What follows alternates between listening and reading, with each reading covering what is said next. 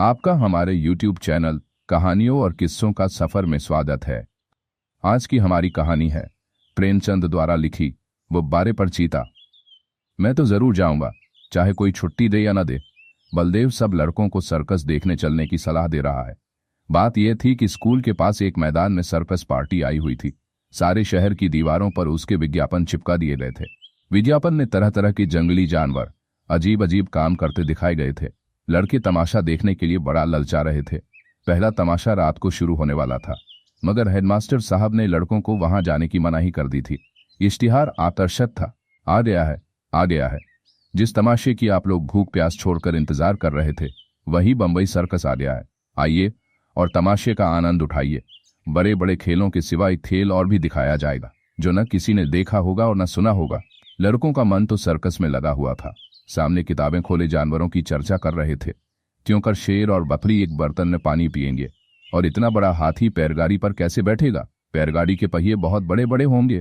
तोता बंदूक छोड़ेगा और बनमानुष बाबू बनकर मेज पर बैठेगा। बलदेव सबसे पीछे बैठा हुआ अपने हिसाब की कॉपी पर शेर की तस्वीर खींच रहा था और सोच रहा था कि कल शनिचर नहीं, इतवार होता तो कैसा मजा आता। बलदेव ने बड़ी मुश्किल से कुछ पैसे जमा किए थे। मना रहा था कि कब छुट्टी हो और कब भागूं। हेडमास्टर साहब का हुक्म सुनकर वह जामे से बाहर हो गया। छुट्टी होते ही वह बाहर मैदान में निकल आया और लड़कों से बोला, मैं तो जाऊंगा, जरूर जाऊंगा, चाहे कोई छुट्टी दे या ना दे। मगर और लड़के इतने साहसी न थे, कोई उसके साथ जाने पर राजी न हुआ। बलदेव अब अकेला पड़ गया, मगर वह बड़ा जिद्दी था। दिल में जो बात बैठ जाती उसे पूरा करके ही छोड़ता था। शनिचर को और लड़के तो मास्टर के साथ गेंद खेलने चले गए। बलदेव चुपके से खिसक कर सर्कस की ओर चला। वहां पहुंचते ही उसने जानवरों को देखने के लिए एक आने का टिकट खरीदा और जानवरों को देखने लगा। इन जानवरों को देखकर बलदेव मन में बहुत झुंझलाया।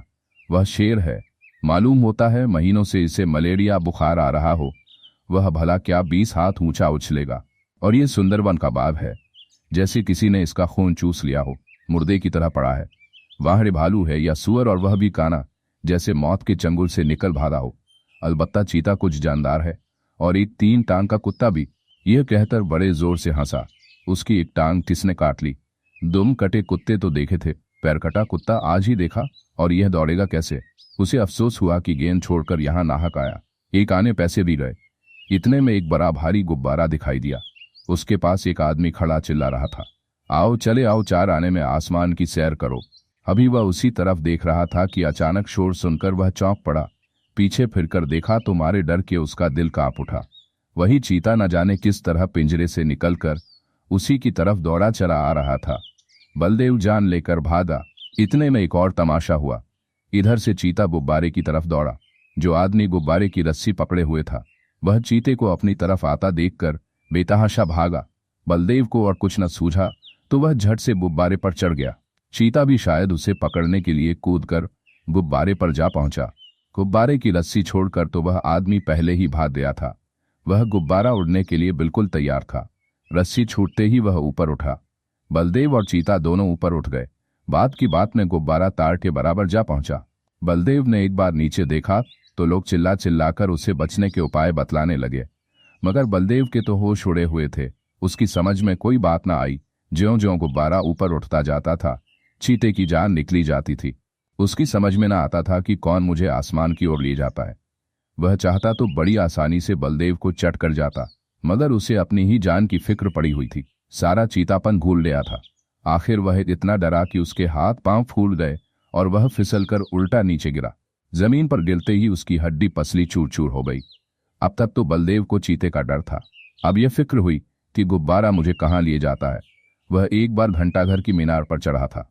ऊपर से उसे नीचे के आदमी खिलौनों से और धड़धड़ौनों से लगते थे, मगर इस वक्त वह उससे कई गुना ऊंचा था।